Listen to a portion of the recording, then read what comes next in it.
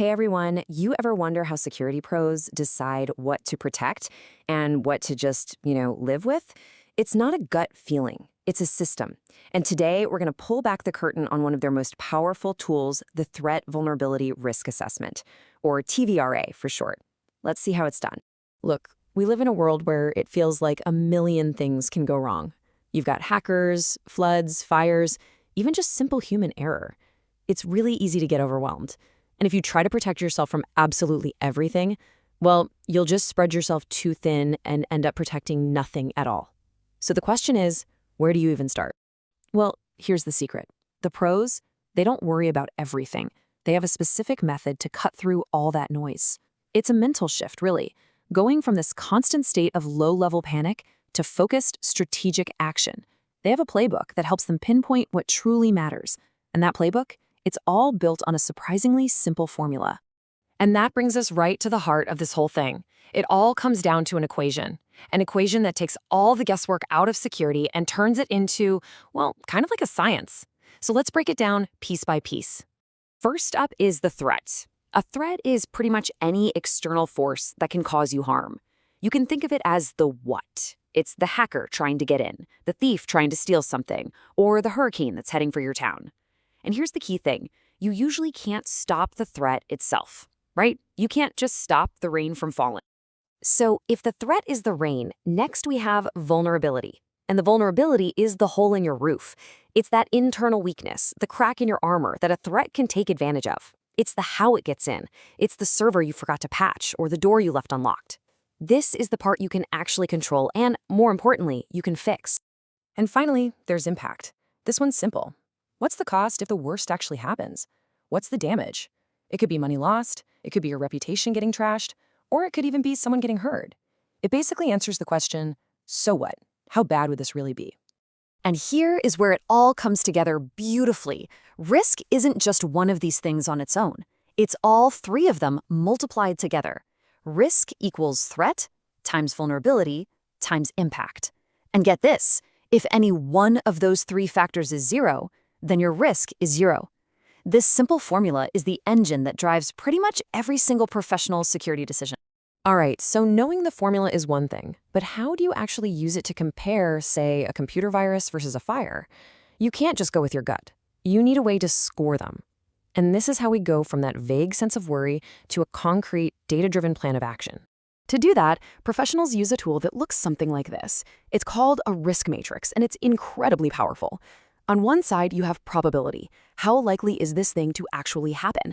Let's use a scale of 1 to 5, where 1 is super rare and 5 is it's pretty much guaranteed. And on the other side, you have severity or impact. How bad will it be if it does happen? Again, a 1 to 5 scale from minor inconvenience to absolutely catastrophic. You plot your risk on this grid and boom, you get a score that tells you exactly how serious it is. Okay, let's make this real. Imagine you're in charge of security for a big data center. Which of these two scenarios should you be more worried about? Scenario A, a giant meteor hits the building. Or Scenario B, a thief sneaks in and steals a critical hard drive. One sounds like a Hollywood disaster movie. The other is just a crime.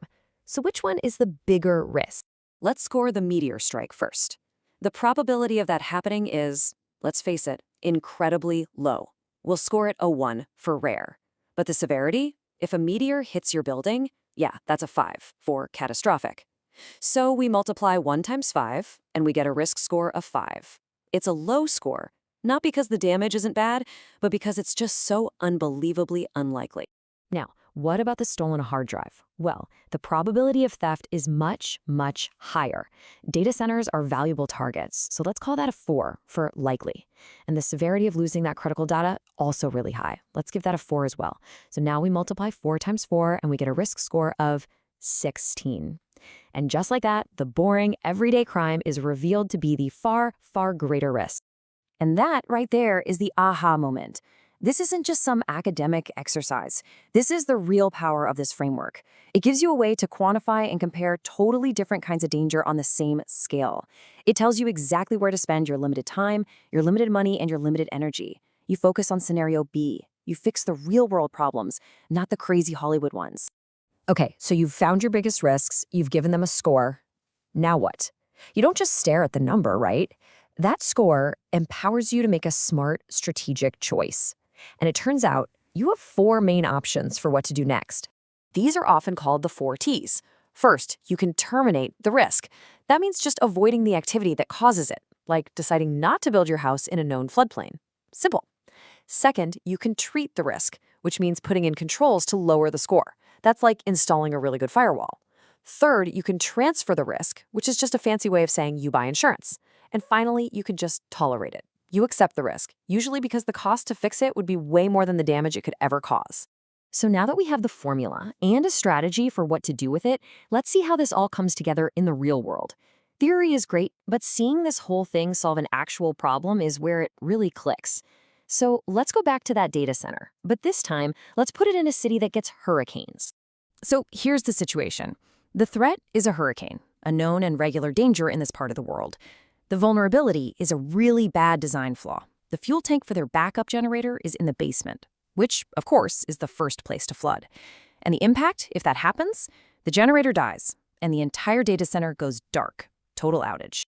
Okay, let's run the numbers. The probability of a hurricane hitting the area is high, so let's call it a 4. The impact of a total outage is absolutely catastrophic for a data center, so that's a 5. 4 times 5 gives us an initial risk score of 20. On our matrix, that is way, way up in the red zone. This is a critical, totally unacceptable risk. They have to do something, and fast. So what do? Well, they could use one of our 4 Ts.